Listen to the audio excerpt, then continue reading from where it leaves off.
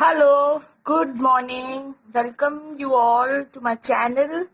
So हम study कर रहे थे इलेक्ट्रोस्टैटिक्स का first chapter. We already discussed about dipole and electric field on the axial line of a dipole.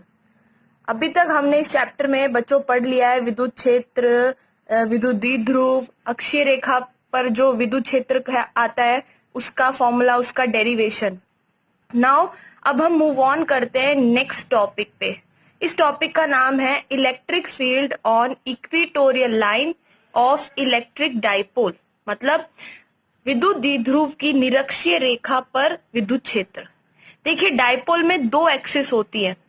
एक जिस एक्सिस पर आपने डाइपोल रखा है, अगर मैं उसी डायरेक्शन में कंटिन्यू करूं यानी हॉरिजॉन्टल डायरेक्शन में कंटिन्यू करूं, इसे बोलते हैं एक्सियल लाइन, अक्षीय रेखा, जो हमने प्रीवियस वीडियो में डिस्कस किया था. नाउ नेक्स्ट वन इज, अगर हम इसके मिड पॉइंट यानी मध्य बिंदु से परपेंडिकुलर मूव करते हैं, लंबवत जाते हैं, तो इस एक्सिस को हम कहते हैं इक्वेटोरियल लाइन यानी निरक्षीय रेखा. तो इस वीडियो में हम इलेक्ट्रिक फील्ड जो कैलकुलेट करेंगे वो इक्वेटोरियल लाइन पे करेंगे. ठीक है, तो पहले थोड़ा सा रिकॉल कर लेते हैं. ये हमारा एक डाइपोल है, यहाँ पे माइनस क्यू चार्ज है, यहाँ पे प्लस क्यू चार्ज है. दोनों के बीच में 2L डिस्टेंस होता है. ये इसका मिड पॉइंट है. ठीक है, O. अब O से कोई P पॉइंट हमें लेना है जो R डिस्टेंस पे होना चाहिए, और इस P पॉइंट पर इलेक्ट्रिक फील्ड कैलकुलेट करना है. ठीक है, और ध्यान रखिएगा कि ये परपेंडिकुलर डायरेक्शन में ही हो. ठीक है, तो हमने यहाँ पे P पॉइंट एज्यूम कर लिया है. अब देखिए यहाँ पे माइनस क्यू है, यहाँ पे प्लस क्यू है. ये दोनों इस पॉइंट पर इलेक्ट्रिक फील्ड क्रिएट करेंगे. अब आपकी नॉलेज के ऊपर की बात है, तो आपको पता होना चाहिए कि जो प्लस चार्ज होता है उसका इलेक्ट्रिक फील्ड आउटवर्ड डायरेक्शन में होता है, तो वो इस डायरेक्शन में एक्ट कर रहा होगा. और जो माइनस क्यू चार्ज होता है उसका इलेक्ट्रिक फील्ड इनवर्ड डायरेक्शन में होता है. ठीक है, तो ये है हमारा E2 और ये है हमारा E1. अगर हम एक हॉरिजॉन्टल एक्सिस बनाने की कोशिश करें या हॉरिजॉन्टल लाइन ड्रॉ करें, तो ये एंगल थीटा और ये भी एंगल थीटा हो गया.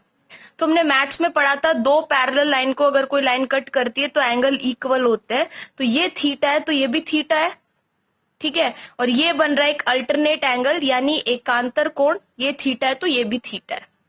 अब समझने वाली बात यह है कि जो इलेक्ट्रिक फील्ड है वो एक एंगल पे एक्ट कर रहा है, और जब भी कोई वेक्टर क्वांटिटी एंगल पे इंक्लाइंड हो जाती है उसके दो कंपोनेंट हम बनाते हैं.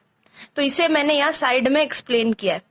तो देखिए E2 भी थीटा एंगल पर है और E1 भी थीटा एंगल पर है, तो दोनों के कंपोनेंट बना दिए मैंने. तो दोनों के कॉस कंपोनेंट इस डायरेक्शन में एक्ट करेंगे और साइन कंपोनेंट एक दूसरे की अपोजिट डायरेक्शन में एक्ट करेंगे. अगर थोड़ा सा आप लोग फोकस करें तो देखिए इलेक्ट्रिक फील्ड का जो फॉर्मूला आएगा, यहाँ पे E1 का फॉर्मूला बनेगा KQ/R². डिस्टेंस कितना है दोनों के बीच में, ये डिस्टेंस है. तो हम यहाँ पाइथागोरस थ्योरम से ये डिस्टेंस कैलकुलेट करेंगे, जो कि आता है R² + L². ये डिस्टेंस L है, ये डिस्टेंस R है, तो पाइथागोरस थ्योरम लगा देंगे. तो ये फॉर्मूला बन गया E1 का. Same goes with E2. E2 के लिए फॉर्मूला बनेगा KQ/BP². BP ये वाला डिस्टेंस है. तो यहाँ पर भी देखिए R और ये देखिए L, तो हम इसका भी पाइथागोरस थ्योरम से फॉर्मूला कैलकुलेट कर देंगे. अगर आप थोड़ा सा नोटिस करें तो दोनों का मैग्नीट्यूड सेम आ रहा है. ठीक है, इसी बात से हम यहाँ पे आते हैं वापस इस डायग्राम पे. क्योंकि E1 और E2 का मैग्नीट्यूड सेम है और इनका साइन कंपोनेंट अपोजिट डायरेक्शन में एक्ट कर रहा है, तो ये तो कैंसिल आउट हो जाता है. मतलब अगर P पॉइंट पे कोई इलेक्ट्रिक फील्ड एक्ट कर रहा है, वो सिर्फ और सिर्फ किसकी वजह से कर रहा है, इन दोनों कॉस कंपोनेंट की वजह से कर रहा है. तो अगर मुझे P पर टोटल इलेक्ट्रिक फील्ड कैलकुलेट करना है तो इन दोनों को ऐड करना पड़ेगा सिंपली. तो हमने यहां पर लिखा है electric field at point P E1 cos theta plus E2 cos theta, और हमें समझ में आ गया कि दोनों का मैग्नीट्यूड इक्वल है, तो हम डायरेक्टली लिख देते हैं 2E1 cos थीटा. E1 का फॉर्मूला यहाँ पे पुट कर देते हैं. ठीक है, अब वापस इस डायग्राम पे आइए. आपको यहाँ पे एक ट्राइंगल दिख रहा होगा APO. इस वाले ट्राइंगल से आप cos थीटा की वैल्यू कैलकुलेट करेंगे और यहाँ पे पुट कर देंगे फॉर्मूला में. तो जैसे ही आप कॉस थीटा की वैल्यू कैलकुलेट करके यहाँ पुट करते हैं, ये फॉर्मूला कुछ इस तरह से कन्वर्ट होता है। अब आपकी नजरों में एक फॉर्मूला दिख रहा होगा 2QL।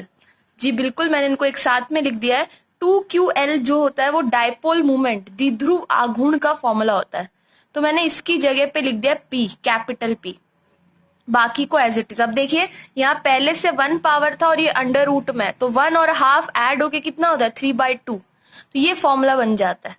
ये हम पहले भी कर चुके हैं। कैलकुलेशन को सिंपलर बनाने के लिए R की वैल्यू L से बहुत ज्यादा होती है तो हम L को इग्नोर कर देते हैं। तो जब आप इसको सॉल्व करोगे तो ये फॉर्मूला बन जाएगा KP R² की पावर 3/2।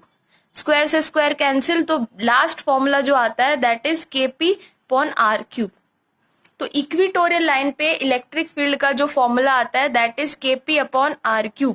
यहाँ पे जो इलेक्ट्रिक फील्ड है वो R³ के इनवर्सली प्रोपोर्शनल होता है। ठीक है, अब बात कर लेते हैं रिलेशन की। तो एक्सियल लाइन पे आपका इलेक्ट्रिक फील्ड आया था 2KP/R³।